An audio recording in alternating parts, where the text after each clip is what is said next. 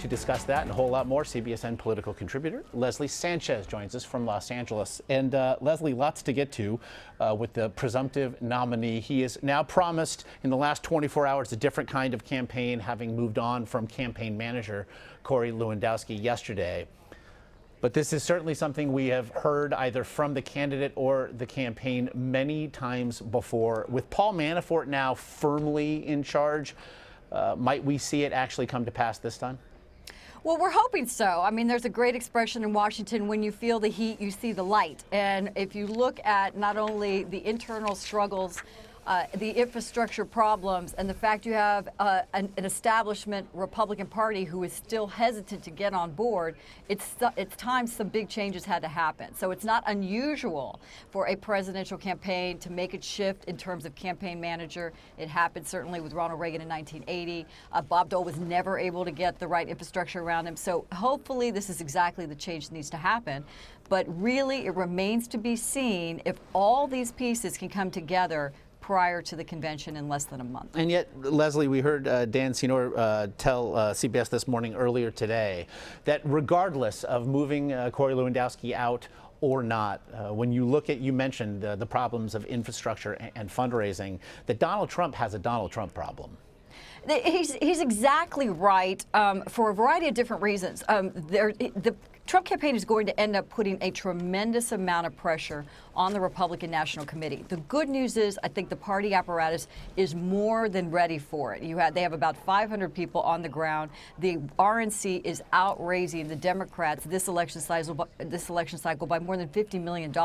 So the party itself, in terms of ground operation, data, mobilization, is ready for November. The question becomes, how does the head of the party, who is normally, as you know, Josh, in charge of fundraising, mobilizing people. Republicans get excited about candidates. That's why they want to get out and vote and put yard signs up. That is flawed at this point. So there's a lot of pressure on the party to make up the difference. And in terms of fundraising, flawed almost to the point of non-existence, and yet we see a Quinnipiac poll come out today looking at the numbers between the two presumptive nominees in 3 swing states, and there it is. Ohio and Pennsylvania, despite all of this, despite really seeing the Trump campaign cede 6 weeks of a general election to its rival, we're seeing the numbers right now.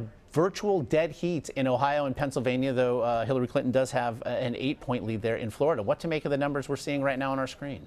I think the only thing to make of that right now is heat.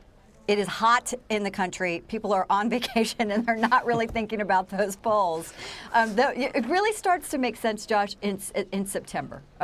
Just bottom line, this is going to be interesting most of the time historically, which we know this is not a traditional election cycle, but you'll get a bump. Candidates get a bump coming out of their conventions in July. They have a little bit of momentum moving into August, but really by September you're going to start to see that most people who are low propensity voters or just low informed voters, not really paying that much attention, are going to start to get engaged, and we're going to see more movement in there. And I think it'll be a lot more like what we saw in the primary cycle, working class whites coming out and voting in bigger numbers. Still a lot of people not satisfied and dislike Hillary Clinton, especially in Ohio and Pennsylvania. So it's going to be a battle, a very tight battle, but it's going to come down to those last 2 months. I have been noted already. Do not invoke history when we're speaking of this campaign. Not now. And I'll still be asking you about these numbers throughout the summer. But I also want to ask you about what we might see later today. Again, Hillary Clinton giving something of a sequel to that speech she gave in San Diego just a couple of weeks ago, where she lined up Donald Trump's various foreign policy positions. We are being told essentially she will be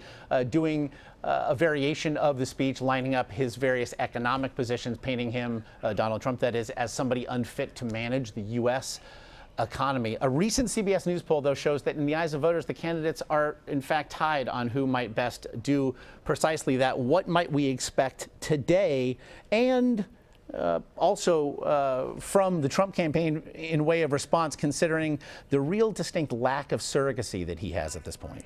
Sure. So you've got two different issues. I mean, I think that's perfectly fine for Hillary Clinton to follow the playbook of all the 17 candidates who tried to do exactly that against Donald Trump. It was not particularly effective, and I think maybe the most effective could have been Governor Romney. So she's channeling Governor Romney in terms of her kind of a fair attack on points against Donald Trump. The question is, are people paying attention to that? Do they believe that she has the the veracity on many of these issues, and could she be better in that position as commander-in-chief? And I don't think that's been made yet. That choice has not been made yet. So if I were on the Democratic side, she's doing exactly the right thing. They're making a consistent argument, and you're seeing many of the Democratic surrogates come together on the same message. Conversely, on the right, to your point, I think surrogates have been, there's this term, we're kind of like using them, spending our surrogates and not putting up the resources out there in a good formation. And that's basically what we saw happening